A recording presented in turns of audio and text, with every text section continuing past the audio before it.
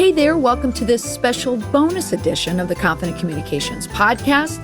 If this episode has landed in your podcast on your phone or on your laptop, think of it as an Easter egg holiday gift from me for subscribing to the podcast. So only the listeners who subscribe are getting this episode.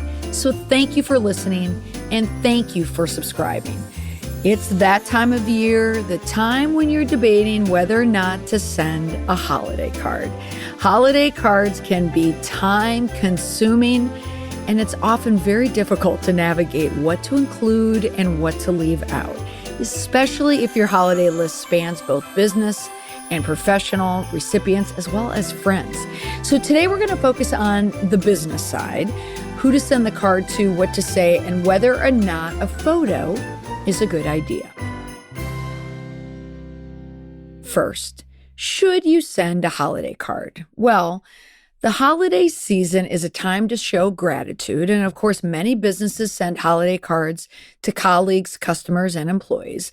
Some might look at it as just one more thing that needs to be done, but I do think it is a nice gesture that can also help you to stay top of mind. See, savvy business move. So sending a holiday card is important, but you need to keep your audience in mind. It might serve you best to send a separate card with different messaging for each type of person who will receive it. You'll want a different message for employees, different message for team members than you would, for example, your customers. Next, who should you include on the list? Of course, your customers, your constituents, your colleagues, they're all equally important. So make sure they're all on the list. Use any customer management system, that's the CMS system, to help you create your holiday list and add anyone who may be left off it. So definitely check the list that you have because there's going to be a lot of attrition, a lot of turnover.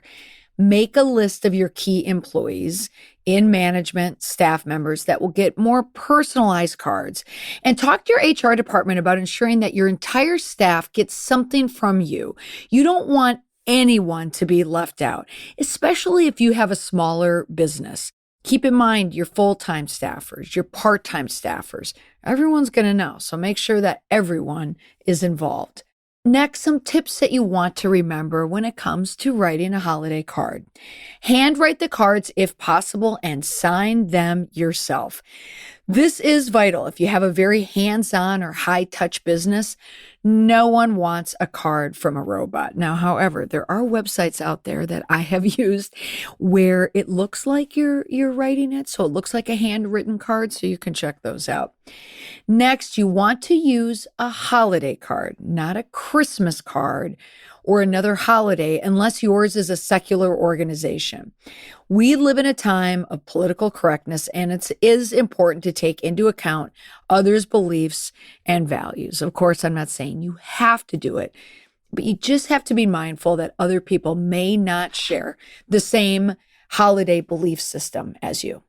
Next, prepare and send cards early. If you miss the boat, make them New Year's cards. Holiday cards after the holidays, you don't want to do that. It just makes you look unprepared and unreliable. It's okay to send a New Year's card if necessary, but try to get those holiday cards out now. When this episode is being released, the first week of December, that's when you need to start thinking about it. That's where I was just today doing Christmas cards. Remember others at your customers' offices. So you know who I'm talking about, that assistant who is so helpful and the business partner who is part of the decision-making process, but who you may not talk to that often. You'll gain big bonus points if you remember some of the often forgotten people. And remember other holidays. Don't just show gratitude once a year. Celebrate year-round with other holidays that are important to your customers and, of course, your own organization. Some of the problems with holiday cards, again, you don't want to send them late. You don't want to forget them altogether, especially if you're someone who sends them yearly. Next, don't just focus on one holiday. A lot of people, a lot of the Christians celebrate Christmas, of course, but not everyone in your office or anyone you work with is going to necessarily celebrate the same religious holiday as you. So as calling it just a holiday card is appropriate. You don't want to use a bot or a service to sign all the cards unless it's really, really good. And then, of course, forgetting key people on the list. In closing, I want to help you with some holiday closing. So when you're writing that card or your letter to your colleagues or your clients or other businesses, opt for a nice, cheery holiday closing, such as season's greetings, glad tidings for the holiday and Happy New Year, happy holidays. There's sincerely regards, best from your friends at thanks for another great year. Here's to 2020. Thank you for another great year of your partnership.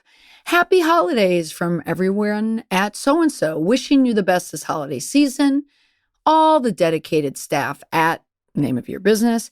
And we look forward to working with you in the year to come. So that's all I have for this week on this special bonus edition of the Confident Communications Podcast. Again, thank you so much for listening. This is my little holiday card to you.